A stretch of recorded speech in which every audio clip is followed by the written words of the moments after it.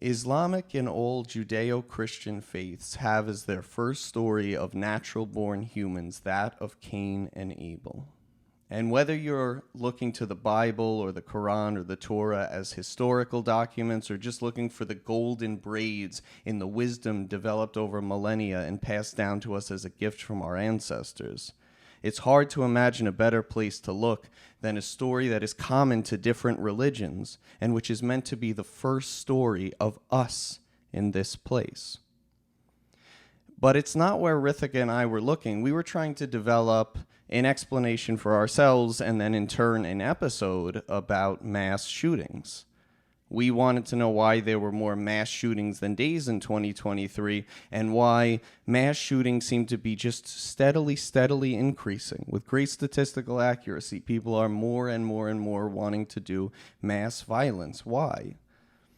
And we did come to the conclusion that the conversations about guns and mental health and SSRIs and a lot of the other ones seem to have great validity, but I think they're all exacerbating factors in a problem that our ancestors wanted us to view as core and central to who we are. While there are many things that are going to make this problem worse, I think our ancestors understood this problem better than we do. And I think that if you take this journey with us over the next hour while we discuss how we came to this conclusion, you will also conclude that our ancestors are to be learned from in this regard. It's useful to have a basic idea of the story of Cain and Abel. If you've never heard a version of it before, the basic idea, at least of the Judeo-Christian interpretation, then we'll discuss the Islamic interpretation more later, is that Adam and Eve, the first two humans, but by divine creation, have the first two natural-born humans. They're both boys, Cain and Abel. And they both make sacrifices to God. Now, you could think of that literally, but you can also think of it in a secular way as you make the sacrifices today to try to have a better life tomorrow. That's kind of how everything is. You make sacrifices. You can think of it as to God or to the universe or however you interpret it, and then you try to get what you're hoping for, and in this case, Abel, the brother, got what he was hoping for. God accepted his offerings. So you can imagine as he worked hard and then things went well. And for his brother Cain, his offerings were not accepted. And maybe it was because they were subpar. Some interpretations seem to imply that, some don't.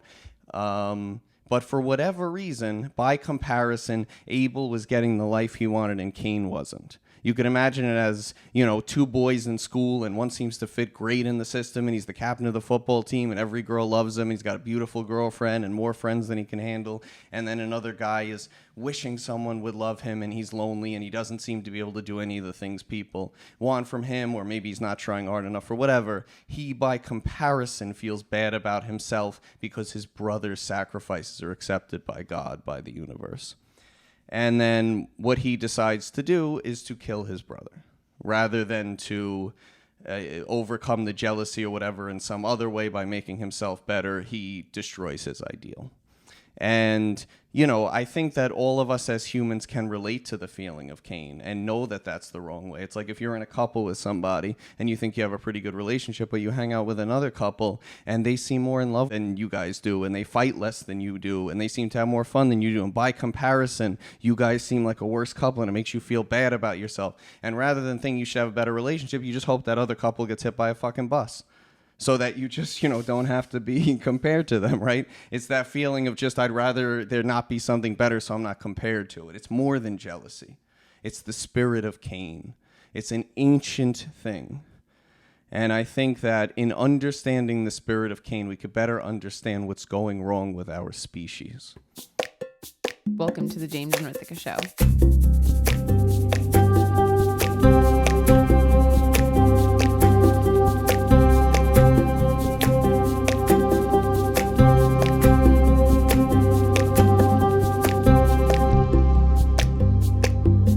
There are a lot of mass shootings right now, and a lot of other signs of great outbursts of not very specific violence against someone that someone knows, but either random violence or near random violence or only having a slight category to aim at. Over the last few weeks, you decided to try to dive into motivations, not in a way that glorifies these things, but it's like this unspeakable evil, especially in the case of mass shootings involving children, specifically school shootings, where an adult goes to a school of children that they don't know and starts killing them. What is going on? And people say guns, they say mental health, they say words, but we need a more, or at least you and I, even in our own life, wanted a better idea, especially now that we're aiming to have children, all the reasons we started the podcast. We wanted an idea of what is going on here. So you read manifestos and letters and watched videos and vlogs and all kinds of things from the shooters as they explain why they did these things. Not in a way to glorify, to give them a platform. We're not going to be reading their manifestos out loud, but you read them in order to understand why they did this. In general, what would you like to say about it? I mean, it's a wild thing. Mm-hmm. Yeah, I think what started it is probably the Covenant school shooting in Tennessee. And so we started looking at, first of all, how many shootings there were this year, because we had heard of a few things in terms of school shootings. We had heard of that one kid who went and shot his teacher at the beginning of this year. That was Rich Neck Elementary School.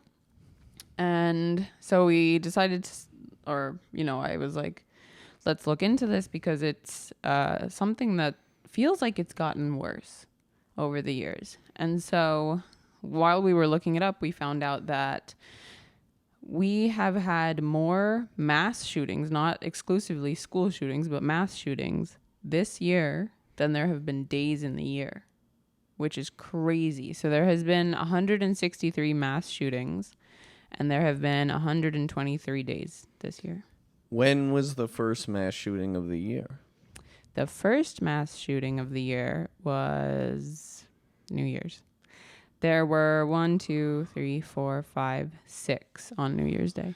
You've been looking into why you think this happens, and looking into all these people is very difficult on a grand scale. You're going to end up with statistics and other people's ideas. So you went specifically into the school shooters that had manifestos, that put out videos that explain why they did it. And deep into the original, the Columbine shooters, who are referenced by a lot of the other shooters and who were the first ones who introduced this to the whole world, really. Yeah, so the Columbine shooters are Dylan and Eric. I read through, they both had personal diaries that were transcripted online. They had a video diary that they were taking in, I believe, Eric's basement that was transcripted online. So I was reading through a lot of what they said. Obviously, that removes, the inflection and intention in their voice in certain things, but just reading it from a sort of research perspective, there were definitely a few things that come up a lot. This is a school shooting that has 2 people, which I think we haven't seen a lot of. Most of the time it's one person. And so the more dominant of the 2, his journal entries were much more aggressive. And Dylan was less aggressive and often talked about love as his motivation. Not his motivation, but what was missing from his life, a romantic interest. And Dylan's mother actually thought for a very long time that Eric was pushing her son into this. And then after seeing all of this evidence, realized, no, he was complicit. And, but that's a different point. So some of the very common themes are women, and that jocks or, the popular kids get all the girls. And that's a very common theme, I think, that we see in movies and entertainment and the media, that it's like the nerds or the outcasts are the other. Yes. And that's a very important point. And I mean, feeling like the other seems to be the main theme. There's different things. Feeling like the other to women, feeling like the other to their peers. One of the boys from Columbine moved around a lot. And so he never got a chance to really be a part of anything in any of these schools.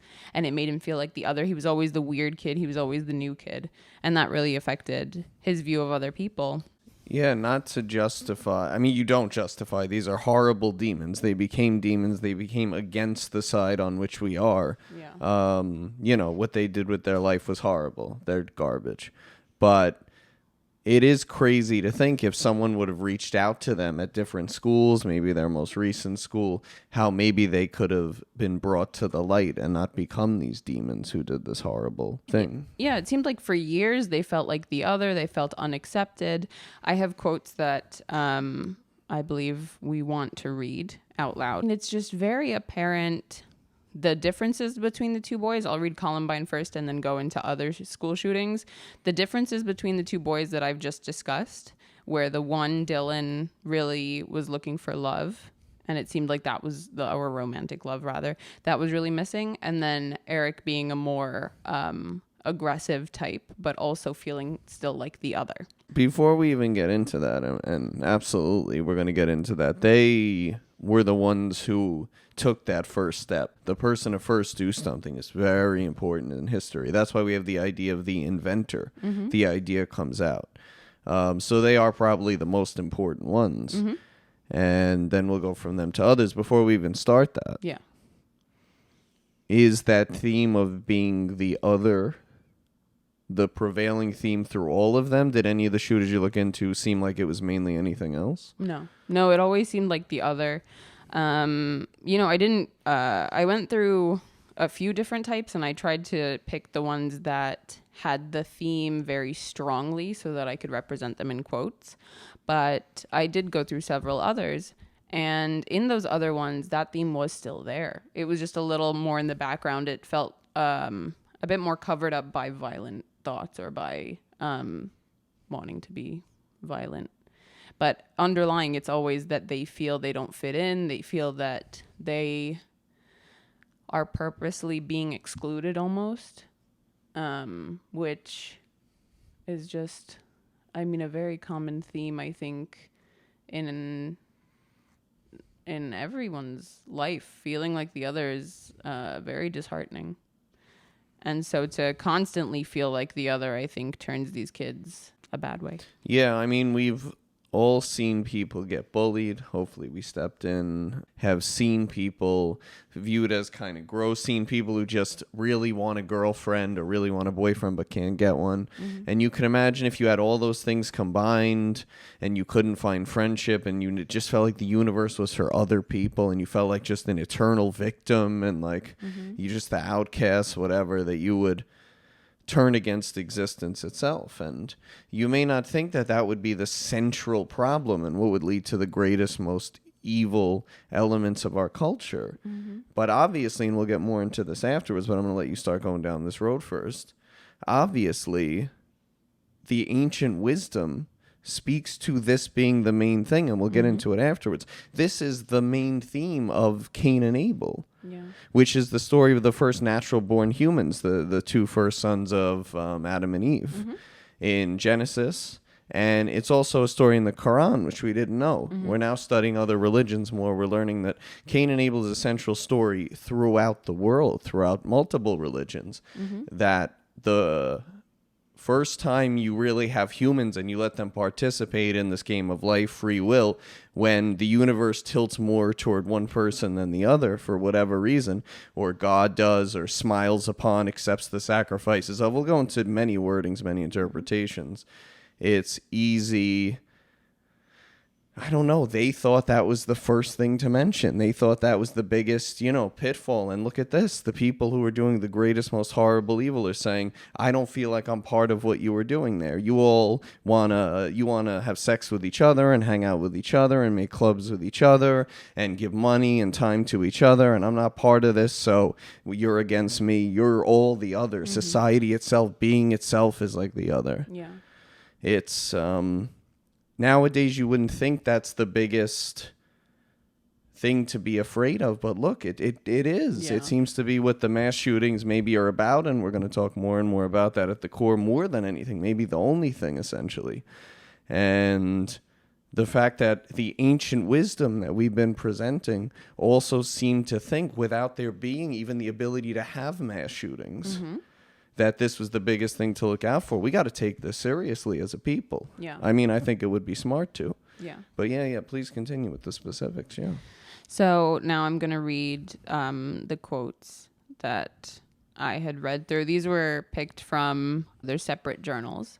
Dylan, who's the boy who seems to lack romantic love, says, "The framework of society stands above and below me, the hardest thing to destroy, yet the weakest thing that exists. I know that I am different, yet I am afraid to tell the society. The possible abandonment, persecution is not something I want to face. Yet it is so primitive to me. I guess being yourself means letting people know about inner thoughts too, not just opinions and fashions. I will be free one day in the land of purity and my happiness. I will have a love, someone who is me in a way, someday possibly through this life, maybe another, but it will happen." It's in the journal that he was writing in As they were up deciding, to. yes, yeah, and he has all the stuff, and Yeah, it's all together. A few, several pages later, it talks about the plans that the two of them have. So it's hard to say. I think they're dated. So maybe we can find the date for this and put that up on the screen. Okay. But clearly you can see he's saying, I'm different from society, and I know that if I say anything, I will be, the other. What was his difference? Did he write it? Not that I remember. A lot of it is just that they felt they didn't fit in with the jock types and the popular types. So that was kind of what the other was. Yeah. Kind of the outcasts.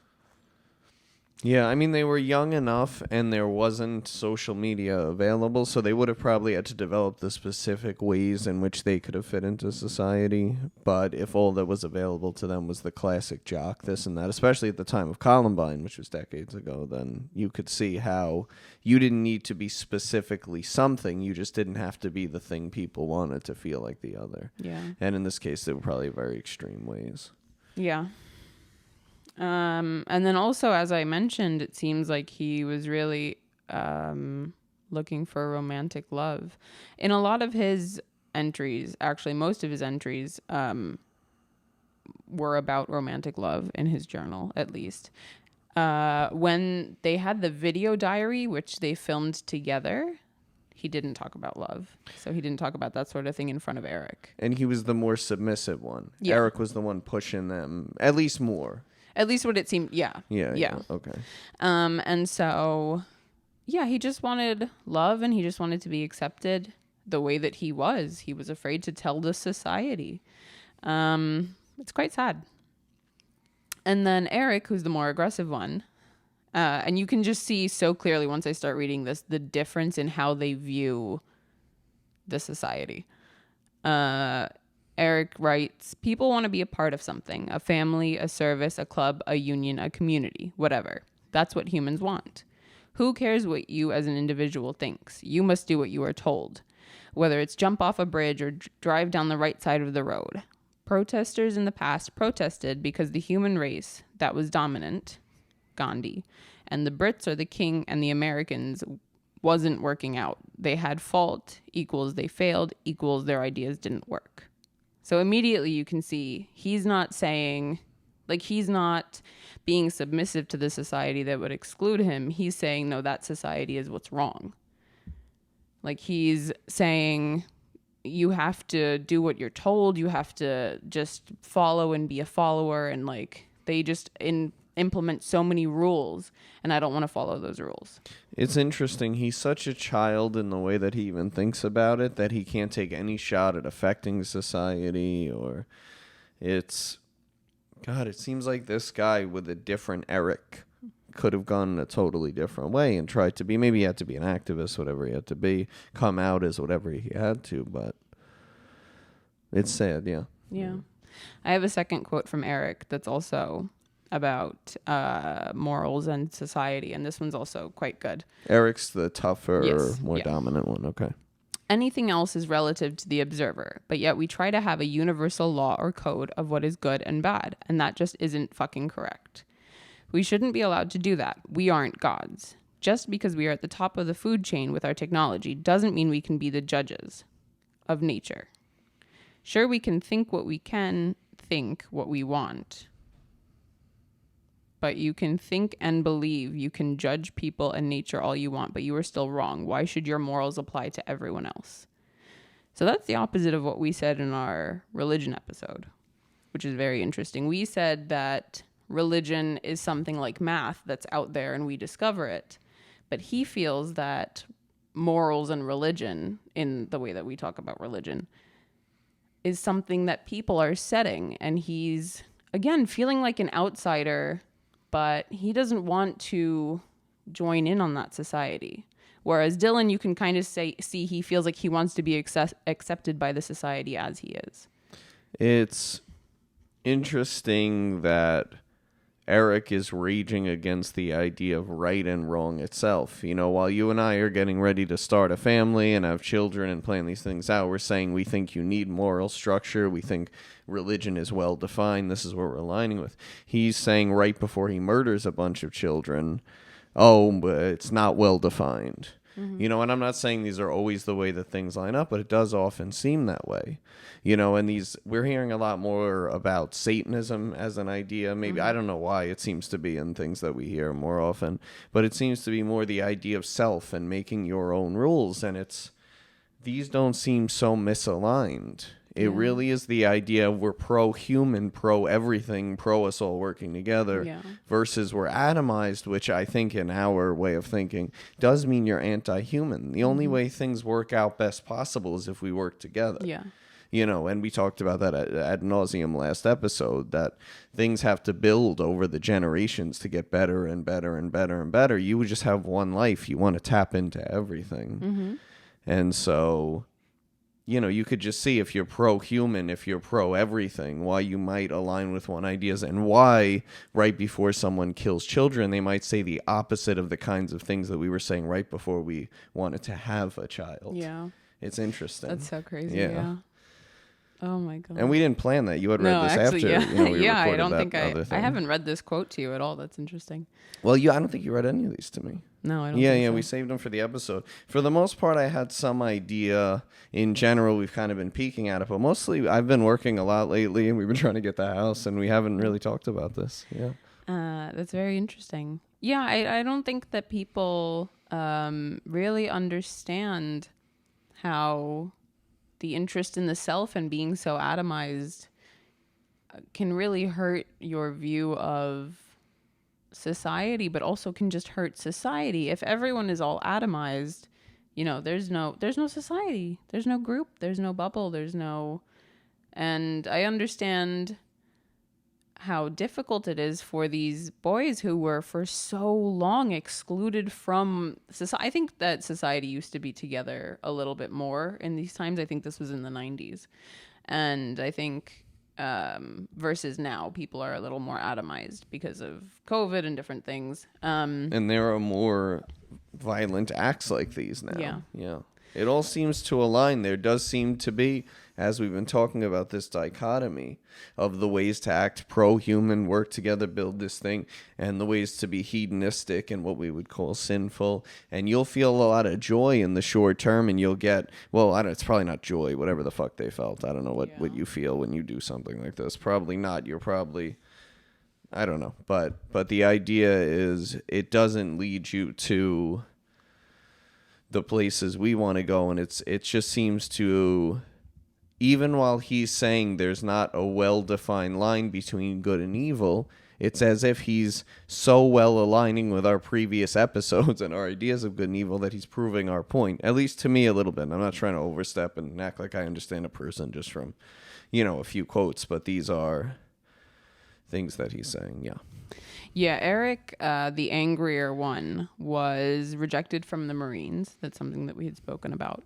And he was also on SSRIs. He was looking for purpose. Looking for purpose. And he was sad enough to go to other humans, doctors, and say, can you help me? Can you give me drugs? That's really important. Even the one who seems the most evil, dominant, the one who corrupts the other kid, this hard whatever, inside, he wanted to be better. He wanted to align with something. He didn't want to feel the way he was feeling when he wrote these things. Yeah, if you take that first sentence that I had said as separate, people want to be a part of something, a family, a service, a club, all of these things. That's just what humans want. you can see in his actions that is what he wanted. It's just that he wasn't accepted for so long. He was rejected from the Marines. He was on antidepressants. He was, he was rejected for so long that eventually he rejected the society that he was trying to be a part of.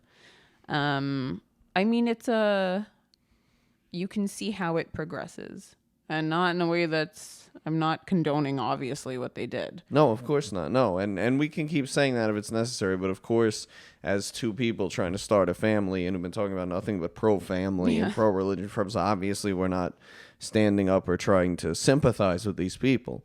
Once you take that step, you're on team evil. You're a fucking demon, as far as I'm concerned. Maybe, yeah. I mean, I can't imagine. And they kill themselves and don't even leave the room for there to be question. But you've chosen a team. I think so. So we're not defending them, but we're trying to say, hey, every year there's more school shootings than the year before. There's more mass shootings. There were 6 major, mass shootings on the first day of this year, and they continued. There's been more mass shootings than days, so we're averaging more than one a day.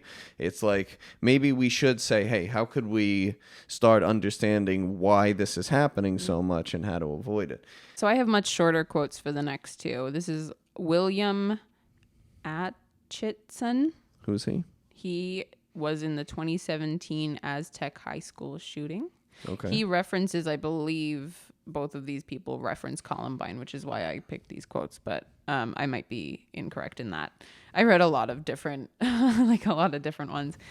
But he says, maybe because no matter the race, everyone's related to each other in this shit state. So they look out for their family, yet I'm the eternal outsider. That's sad. It is sad. It's really sad. Yeah. And a lot of times in the best movies, the greatest evil comes from a broken person. Yeah. And then the last quote is Sebastian Boss from the M.10 school shooting.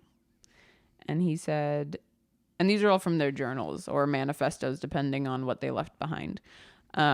In the 18 years of my life, I had to experience that you can only be happy when you conform to the masses, when you adapt to society. But I couldn't and didn't want to do that. I am free. And so he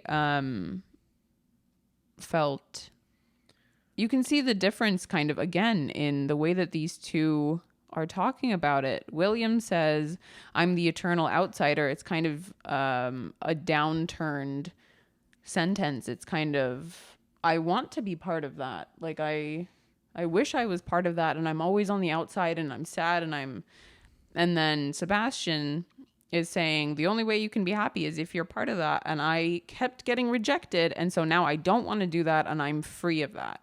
But that didn't obviously make him happy. Accepting being the outsider doesn't necessarily make you happy.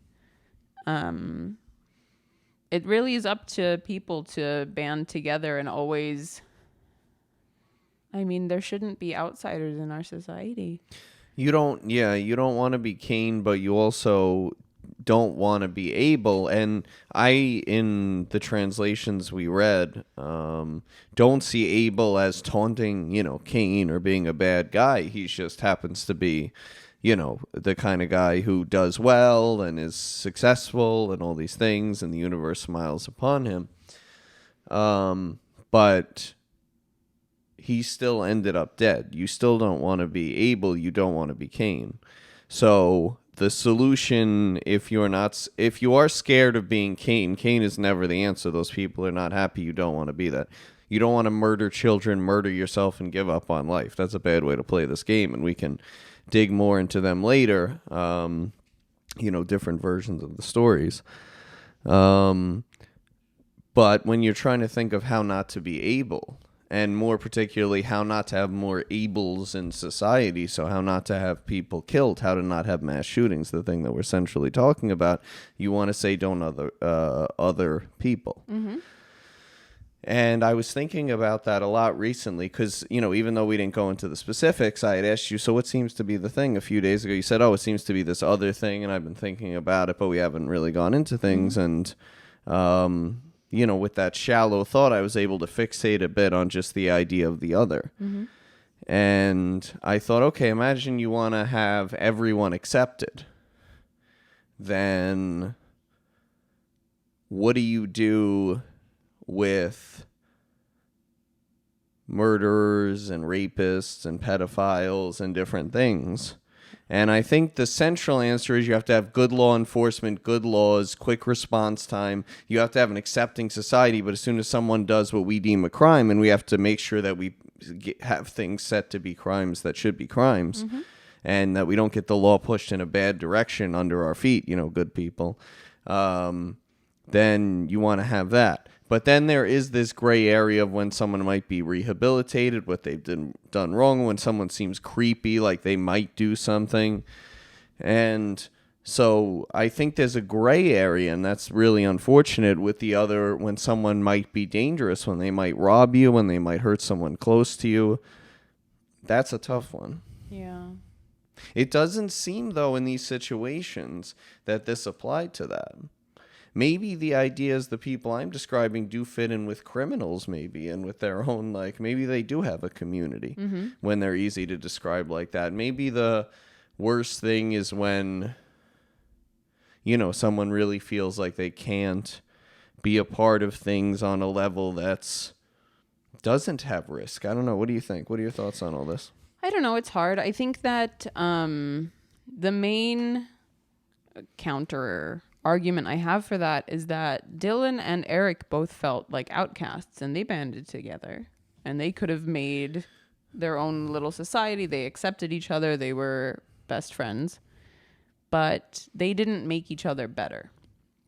And so the difficult thing is, the people who are criminals might be in a society of criminals and therefore accepted, and they might feel like, but they won't necessarily automatically feed off each other in a positive loop. They might degrade each other. Just like Dylan wasn't really fully, I don't believe that, and this is just my personal opinion, if there was a different Eric that was kind of at the same level as Dylan in terms of feeling like an outsider and feeling upset with society, they may not have gotten to the point of the Columbine shooting. They made each other worse. They fed off each other to get to that point.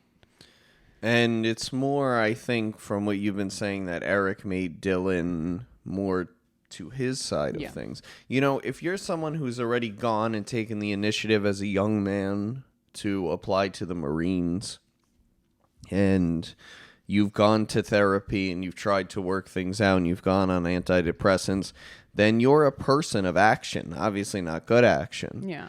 But I think you need, people who will push the action in a good direction. Yeah. It's not just, and even if you have your community, you need to feel that that community can somehow work in harmony with the bigger community. And maybe some communities of thieves feel that they work enough in harmony with the community in some way that it seems fine, but some are too antithetical. But these people, I guess, found no activities at all, no purpose at all. Yeah, they just kept feeding into their negativity loop. And do you think that, and I know people talk about this a lot, I don't know if you've gotten this impression, I tried to look some of this up when I knew we were going to do this episode, and things were less conclusive than I was hoping, but do you think that this guy's antidepressants may have played any part in it? Did he start them soon before that, or maybe we shouldn't, try to set a conclusion? We don't know. I don't have a good conclusion. I'm not really sure when he started them. I do know that one of the reasons that is pondered as the reason that he didn't get into the Marines is because of the antidepressants or anti-anger management medication, or not anti-anger management, but anti-anger medication. And that was the reason that he wasn't or was rejected from the Marines. It's important to think about if you have someone in your life who has been treated with psychiatric medication. Maybe you have someone in your life like that. I did And his description, I mean, this is recently, of how they were treating it is like, oh, we're going to try a slightly higher dose this week, lower dose this week, try this one in unison with this one. We'll figure out your mixture. Yeah. As someone who's been doing science for decades and getting paid for it and stuff, that's not a sign that this is something that we have a perfect grasp on. Yeah. In all seriousness, this is not something that we have a perfect grasp on. So I think that all these psychiatric drugs that it seems like a bunch of these people are on. I heard originally it was most, and then I was trying to get the stats that it was most, and it seems fuzzy, but that also could be covered up by pharmaceutical companies. Yeah. I don't know what the answer is. I'm not trying to accuse anybody of anything, but I think, you know, if you have this cocktail you're pushing through your brain, or someone, you know, has a cocktail they're pushing through their brain to try to help them battle with unstable thoughts, and it might make them worse. I mean, we hear the warnings on the ads for these things that might make them worse and this and that. Then we're on a grand scale playing with people. And, you know, there's a certain layer of maybe danger to how many people are in therapy now and how many of these websites, and I don't want to call any websites out without good data right now, though we may go into it in the future, are just hiring therapists who have very loose qualifications, and people are thinking of them as doctors and taking their advice. But then there's another step after, which is a lot of people are being prescribed psychiatric medication. So people are following people's advice like they're gods, and therapy. Not that, I mean, some therapy is very good, obviously, and psychiatry is a field for a reason, and it's very good. I think, you know, for the most part, I'm not accusing these fields of bad things, but we're pushing for-profit psychiatric drugs on this huge scale, more and more every year. They're printing these drugs and prescribing these drugs. Yeah. And to think that it definitely has no connection, people should be careful. You know, we're playing with people's minds. We're playing with people's thoughts. People are not taking any time to figure anything out. They're going to social media to get advice. Yeah. And then they're going, if they don't seem like the world makes sense, they're going to therapists. They're going to psychiatrists. Nobody's sitting outside anymore and just bored, just staring out into space and thinking for an hour what they want to do with their life, really, at all. And this is the first time in human history people aren't having regular conversations with each other.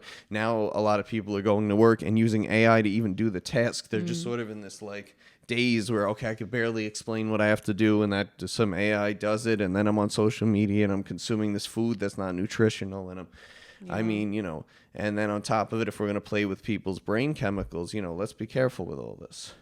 Yeah. You know, let's mainly we're focusing on this idea of the other, this connection to Cain and Abel. We're calling the episode The Spirit of Cain, and that's the main focus. But let's not forget all of the whirlwind of mental unhealthiness that people are going through, and how much that promotes all of this. Yeah.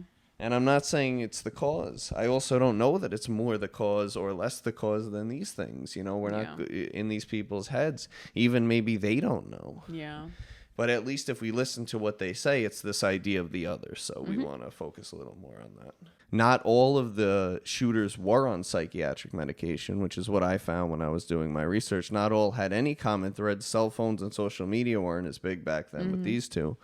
It doesn't seem, and a lot of mass murder happens for a lot of reasons. So the stronger thread to us seems to be this Cain and Abel thread, this idea that the universe smiles on that group. They're part of God's people, and I'm not. You have pulled up the Islamic interpretation, the one that we didn't even know exists. We knew the version in Genesis up until recently. We had known it our whole lives. But this version is very similar, basically the same. Please, if you want to read this version. This is off the Wikipedia for the Islamic interpretation of Cain and Abel. So this is the Quran translated by Muhammad Abdel Halim. Prophet, tell them the truth about the story of Adam's two sons. Each of them offered a sacrifice, and it was accepted from one and not the other. One said, I will kill you, but the other said, God only accepts sacrifices of those who are mindful of him. If you raise your hand to kill me, I will not raise mine to kill you. I fear God, the Lord of all worlds, and I would rather you were burdened with my sins as well as yours, and became an inhabitant of the fire. Such is the evildoer's reward. But his soul prompted him to kill his brother. He killed him and became one of the losers. That's an interesting interpretation. wow, that's actually a little bit more different than I had anticipated. It's still the same idea that sacrifices are being accepted from one or the other. They both go out on the track and they try to run, the miles every morning, and they both put in the time in the gym. But when it comes time for tryouts for sports, one makes varsity his freshman year and one is last place and can't catch up. And it doesn't have to be sports. It could be anything. It could be farming, which is more what it is there. But the idea that people put in the work, and some people seem more fit for this world and they get the rewards, and there's this natural inequality. God seems to smile more on some than others. But this interpretation, that's more the Genesis interpretation, the one I've been learning about in my life. But this Islamic interpretation seems to have something to do with it's not done in a pious way. Yeah, his sacrifice isn't keeping God in mind. And I think even in the Genesis version, it does kind of talk about that Cain really wasn't putting in the work. He was he was at a surface level. It looked like they both were getting up and doing the running in the morning and the training, but Cain wasn't giving it his all. His heart and soul wasn't in it. Yeah. He wasn't a true believer, a true committed person, huh? Yeah. And so then when they both, brought their sacrifice, Abel's was really his whole heart, the best of the best. And Cain's wasn't. And God knew. We all like to hear those stories and think that that's true, like the David and Goliath type, the 5-foot-tall guy who becomes one of the best guys in the NBA, all these different things. We all like those stories. I think the Genesis version has a little more in interpretation, at least the way that I've heard it and read it, that there was no implication that one person tried harder, and you still want to avoid Cain and Abel in that case. But I like this extra layer for this discussion. This is nice. And you want that to be true, and it does seem maybe like that does sync up with real life, right? That if you're working hard and you're truly showing love for the sport and you're doing it to feed your children and your heart is in it and you're focused, that would be more effective, that you would become more smiled upon by the universe. Yeah. Yeah. It's interesting. It's interesting to see also at the end of that quote that he will become one of the losers if he chooses violence. And it's interesting that they use that word so specifically. To use violence against mankind in order to exact your revenge for not being one of the chosen one. You don't then take their place. No, you end up a dead virgin who everybody hates in the case of most of these people that you've been reading about. Yeah. It's not a good path. You don't want to be Cain. You also don't want to be Abel, and you want to avoid, othering the other person. If it seems like the universe does smile upon them, maybe there's a way to include them in the tasks. Maybe if they are willing to try, or maybe if you could motivate them, or at least not make it worse, not bully people. I understand, maybe you're anti-abortion. You're really anti-abortion, and somebody got an abortion. It's hard to say, oh, that person is still a human and they just made a mistake or this or that. But that is what you have to do. You have to, as much as you can, still invite that person to the family reunion. I don't know if I'm thinking about a specific example here, but if someone does something, don't assume that they know that it's wrong and they're doing it anyway, and so you should push them off, or don't assume anything that is going to unduly other the other person. Yeah. Best possible think, well, they don't see it from their perspective as wrong. They don't see this or whatever. And there is this gray area that we discussed where if someone seems like they may hurt someone or something, what do you do? But I think in these cases, it wasn't that situation, or at least it seems. I don't know. I mean, this kid Eric may have been pretty scary to have around your friends. I don't know. Yeah. Yeah, we don't know enough about them to make those judgments, but it's hard to say that if they were more accepted as... I can't remember which kid moved around a lot, but if they were more accepted when they moved, if someone reached out to that new student and tried to make friends and tried to initiate them into what was going on, it's hard to say that things wouldn't have been different. Yeah. What if, though, let's imagine a scenario, and maybe this isn't the way people are, and I hope they aren't, but let's imagine a scenario where really what Eric wants is the Marines and he can't get in, or maybe he doesn't want anything, he's just sadistic or something really horrible, but let's say the Marines, the things he really wants, he's not accepted with, and he has messed up thoughts, and he's angry, and let's say he's dangerous beyond a way that any sequence of words anyone says to him at school are really going to help. He's going to hurt someone eventually. He's a ticking time bomb. How do you not want to distance your community from him and maybe even put up walls? It's hard, right? I mean, Yeah, no, it is hard. but it may be the main thing pushing people to mass shooting. So we can't just say it's hard, he's creepy, let's just not. I mean, that's not the answer either. Maybe you accept them and have also a way to protect yourself. Yeah. Maybe that's the answer. Yeah. It's if Abel, and I don't know the timeline of things, it could have been the same day that Cain killed Abel, but if Abel said to his brother, "Oh, I see that you're not, putting in your best work. I think that you can do better. Let me help you." And he helped him, and then his offering was that of the best effort, and then it was accepted by God. Things would have been different. Yeah, and if maybe he had a rock behind his back, in a way to just, if his brother gets out of hand, have a way to protect himself. Both are important. There was this whole question for a while, it was really in the zeitgeist of when there was this big deal and different things, why Joe Rogan's podcast became so popular. It became the biggest podcast, and there was $100 million deal. And now I think there have been things like that since then, but at the time it was unheard of. He had blown up, and he had the most viewers by far of any podcast, all this stuff. And it's, he's this martial artist. He can protect himself. He's not afraid of people. He's a black belt. He's got guns. But he tries to accept everyone. And when he disagrees with them, he doesn't pretend he agrees. Yeah. But he pushes them in a better direction.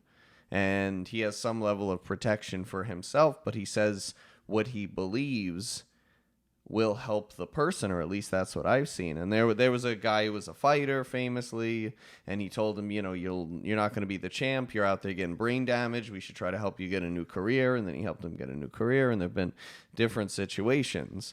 I don't know enough about his personal life. I'm not endorsing him either way. I'm just saying that, you could see why the people we want to listen to, the people we want to follow, are the people who try to help other people do better and also protect themselves, and maybe how that's the best Abel.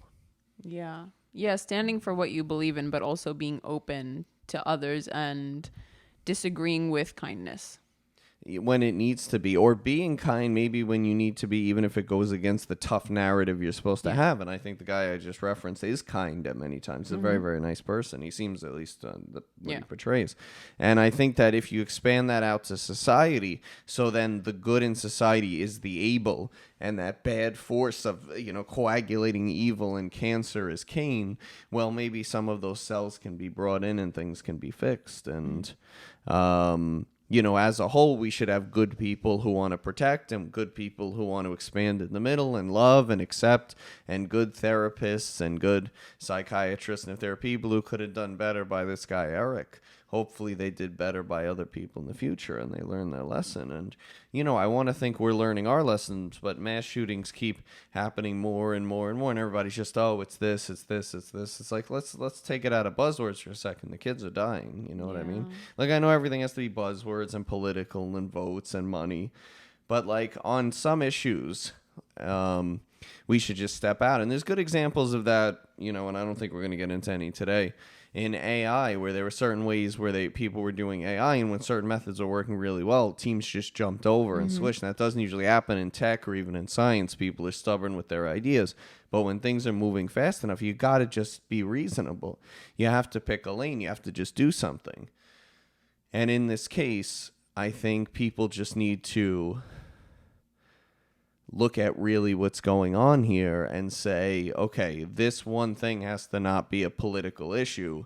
Why are they killing these kids? And I hope more people have conversations like this, and more people locally can try to avoid the situation. They could try to avoid being the Cains. If you have a possibility of going down this path, look how horrible it is. You need to avoid this at all costs. Yeah.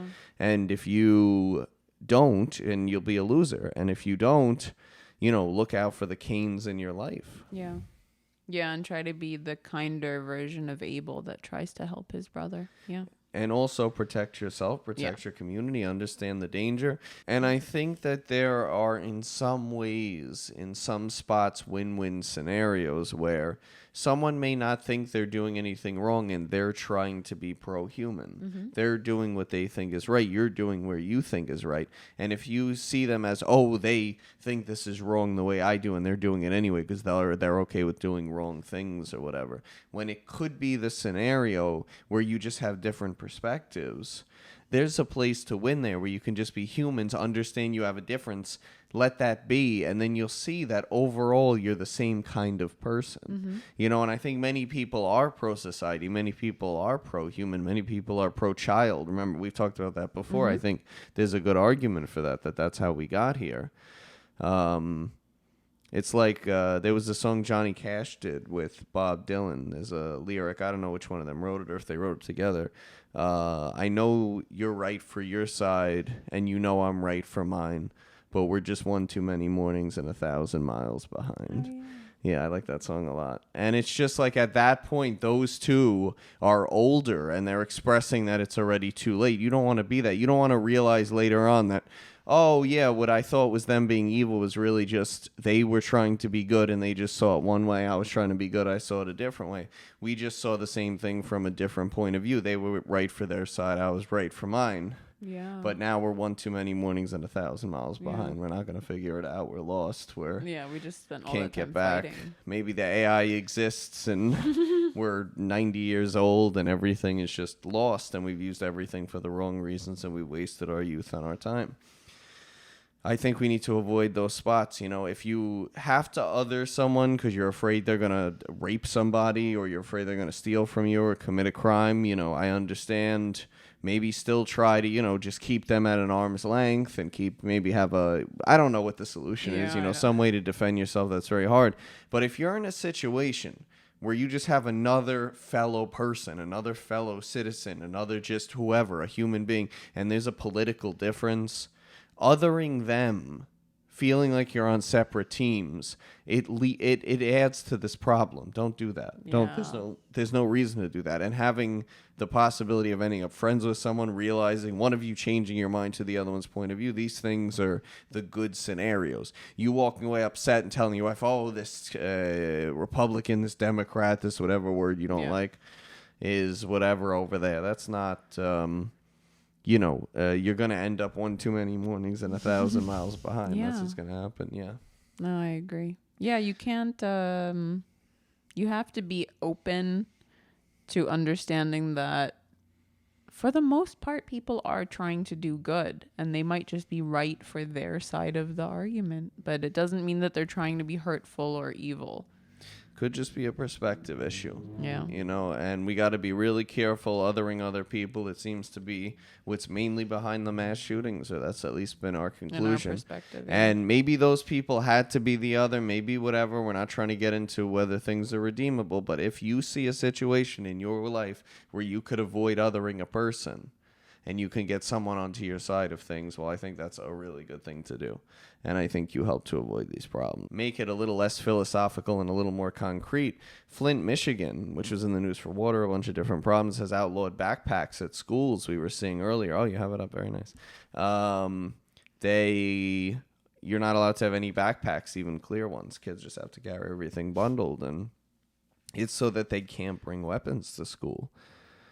Which is insane. The Flint, Michigan actually had a shooting 2 days ago, where a parent, a 31-year-old woman, was shot and injured in the school parking lot during student pickup time. Police say the shooting occurred after the victim got into a fight with another parent. So the parents are affecting the children, and the children are no longer allowed to bring backpacks to school. And Flint, Michigan has been othered by the United States, I feel like. I mean, they still don't have clean drinking water. I think that's true. Yeah, I'm not I sure. mean, they really, can you imagine for how long has it been? Just in eternity. I mean, I think that certain places have really, like, if you don't feel there's any shot that the water coming out of the faucet is clean, and it hasn't been in a very long time, and yeah, you could see how things could lead down a path like this. Yeah, how the community could feel like Cain, like they've just been, they're not being smiled upon by God. They're not being smiled upon by the United States. I can see how their emotions might lead to that after all this time. Most mass shootings this year and over the last decade have not been school shootings. They have been the shootings by adults, and I don't remember hearing very many. There's been 160-something this year, Yeah. being shootings by billionaires. I don't remember very many mass shootings being by CEOs of companies. I don't remember very many mass shootings being by people who are professional athletes in the NFL or the NHL or the NBA or anything like this. I don't remember a lot of people who are in their prime at anything, tenured professors, world-renowned at universities. It's not these kind of things. So even though we didn't delve specifically into them because we picked a small enough set, we don't have a research team, we have full-time jobs here. We picked a small enough set, and what we thought was the most horrible kernel, the most evil, distill out the most evil. It's killing children you don't know. That's the biggest evil we could find. But it was so consistent throughout, and when you think outward, it seems like, the ancients really maybe had it right. Maybe if we look on ourselves, we know the worst thing isn't to be risking your life for something. It's not difficulty. It's not pain. It's that you're just not even a part of the game. Maybe that is the worst thing and the most dangerous things to have people who feel like they're not a part of the game. Yeah. And have no protection against them. Yeah. Mm-hmm. And also, the sadness in them, and you don't want to, there's a line, because the people who haven't gone to horrible crimes and become these terrible demons, you want to just see them as the sad people they are and hope you can make it work. And maybe there should have been some program, to get that person rehabilitated and into the Marines, and maybe we could find a place for everybody. And in the best world, nothing happens. But in the interim, you do want to, and I don't know whether it's no backpacks or metal detectors or, all these horrible things that just seem like they're taking parts of children's childhoods away. They're just horrible to think about. We're not parents yet. We don't have strong opinions about solutions as far as guarding them physically. But, as far as what is the wave over us, well, in general, most people feel like they won't own a home. They do feel lost. People do feel othered. It feels like the game is, a lot of people are on yachts. Yeah. And most other people are headed for homelessness at some point. It's like everybody feels doomed. People who had huge savings and good credit are just milking away everything that we know. People are losing their businesses. A huge hit during COVID, but continuing ever since then. Interest rates are unbelievable. People are having a hard time meeting their student loans. It's like people who really have been working as hard as the previous generation worked in many cases. It's not all a bunch of beatniks. It's not a bunch of, people who are lazy. In many cases, we know people even in our own life who work very hard, and they just can't end up in places that make it seem like they're going to have a strong future. And then it's like, well, if I can't be a part of the American dream, if I can't be part of the game, and you don't want people to feel like that, especially, a guy like Eric, it's like, okay, but if it's a guy like Dylan, it's like, that seems like more of a tragedy. Maybe we could have saved him. And then when it's an average American who's going to work every day and can't pay their bills and is starting to feel like the other and is starting to feel lost, it's, man, we're not, we could avoid them being Cain. Mm-hmm. We could have avoided Dylan being Cain. We absolutely, maybe we could, maybe we couldn't. I don't want to talk about a school shooter in any way that he was redeemable. So maybe we could, maybe we couldn't with Dylan. I don't, Eric seems more of a lost cause. But then a person who's starting to feel like the other in Flint, Michigan, I'm starting to feel a little more for them and for other people. Yeah. It's, if inequality gets really, really, really out of control, and the average person starts to feel like the other, or even someone in the bottom 20%, like the 20% person, as far as opportunities, maybe intelligence, social connections, love, however you want to measure how good someone's life is, how happy they are, even the bottom quarter, let's say 20%, 25%, if they really start to feel like the other, then 1 out of 4 people is dangerous to society. I mean, we're completely going to get unreasonable. And the thing is, I understand capitalism. I understand the game. I also understand that the way that things have been with this continuing bailouts and kind of like socialism for the rich and then like this kind of ongoing crazy fight, we're doing okay. We're trying to get a house. I mean, with our credentials, I think, like everyone else around us, we're kind of shocked at how little we seem to be able to get. But, we're doing fine. And I'm very happy, but what we have to do and the credentials we had to have, and I had to get a PhD at a time when universities were much more reasonable in different things and get a bunch of experience to set this life up in a different environment. We've talked about this before. If I were born 10 years later, I just don't know. I may not be right over that bar where I could still get a house and I can still try to have kids and I could still have hope. I mean, the American dream, people have been saying more and more and more ever since I'm like a teenager, only a little bit, but then way more as I became an adult, that the American dream is dead for most people. We've heard quotes like that. And you can't have a country where people feel like it's dead. And no, it's very dangerous. It's dangerous to become othered because people with the strongest will fall to some sort of quiet desperation state of themselves in that. But people who don't have the strongest will may fall to the countenance of Dylan, and even worse, may fall to the countenance of Eric. And so we have to be very careful with the gap in inequality and making people feel like the other. It's way more dangerous than I think people are talking about. Yeah, and maybe in some ways for the social versions, they have more than addressed them. But then the underlying economic and safety and security versions, maybe they haven't. It's very hard to say, I don't think we're going to solve people feeling like they're on a mission together and that there's an American dream accessible to them and all these things that politicians can't solve over decades, in this podcast. But I think identifying that feeling of either I'm part of the whole thing and I have a shot at a life, and if, whatever you're into, you want a wife and children, you want a husband and children, you want whatever it is you want out of life, you want a certain degree, you want to solve a certain thing, you want to have a shot at, I don't know what people want, whatever the fuck you want. Is there some reasonable shot at that? And when I was a kid, I felt like the average adult thought the answer was yes. And right now I think the average adult thinks no.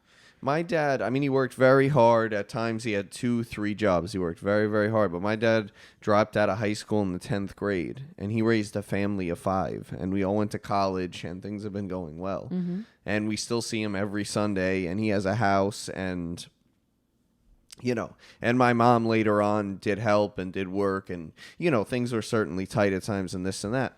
But the struggle we're having where we're still having a hard time getting a house after trying for almost 6 months and all these things, and the idea that the struggle seems to have moved, I don't know what people are doing. Yeah. And I think that people are naturally going to feel like the other if people who used to be able to raise families of 5 get pushed down by comparison to somewhere where, well, what is life then? What are you supposed to do? It's not virtual reality and video games. I don't think people really are going to be happy this way. No. Yeah, I think that's a good way to end the main part of the episode. Let's move to AI Watch and story time. So for AI Watch this week, new AI technology can find biomarkers of cancerous tumors in 3 minutes, whereas before it was 3 weeks, because I guess you had to take biopsies and send it into a lab and check if it's malignant or benign. And so that's pretty cool. We were talking about how, I think in our first AI Watch, about how someone had input their dog's blood work and gotten results back that helped them identify what the issue may be. And so that was 2 weeks ago, 3 weeks ago. And so the advancement in medical use for AI is coming fast. It's great. It's great. Yeah. Very, very, very exciting.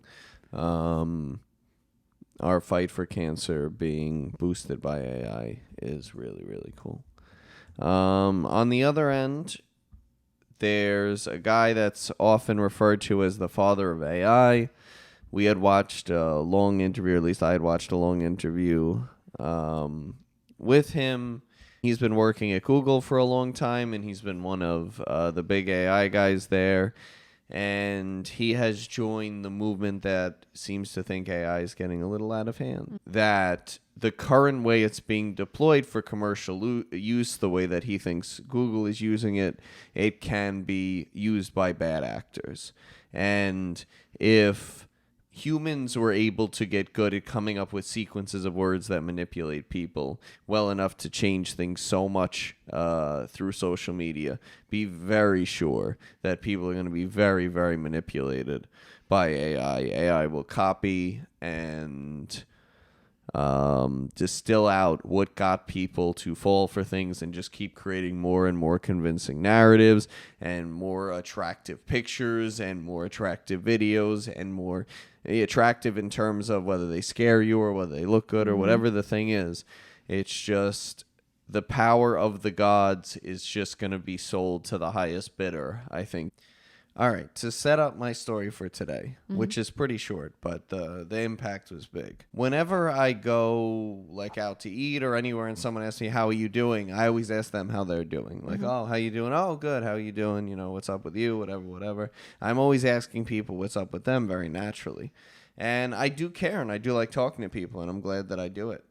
And I do it because I want to do it. I'm an adult, you know, I make the choice. But the way it originally stuck in my head, and I always think to do it, is I came in one day to the locker room the year that I was playing football. I only played football 1 year.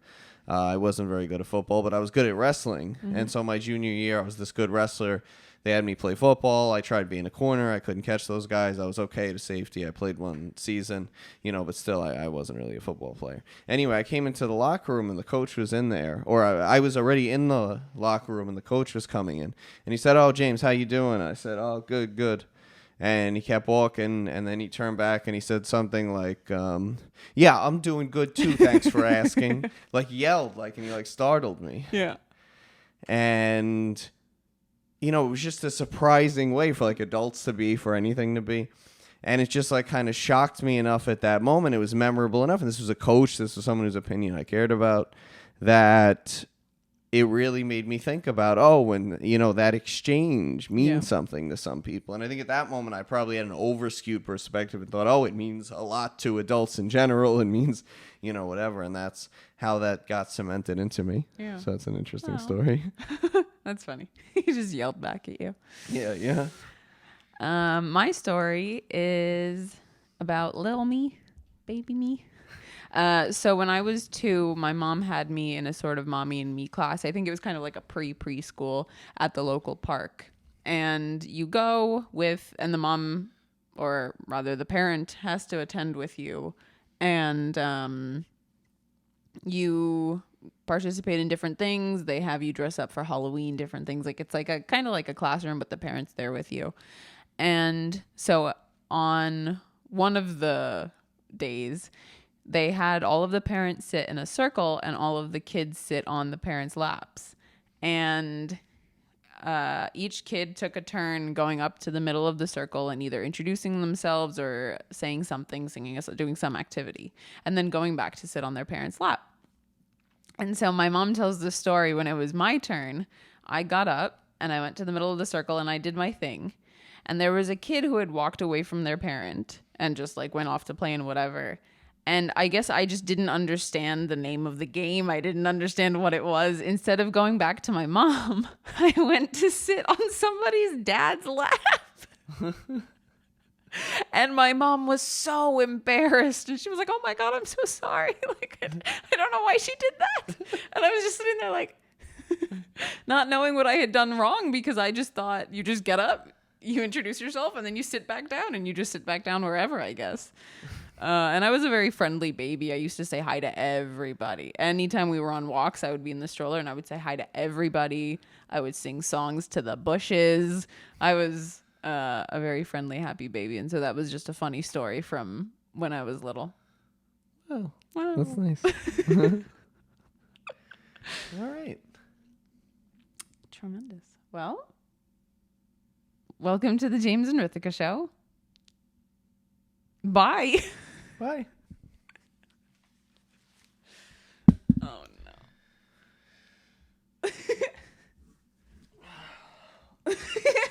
Your hair stays back.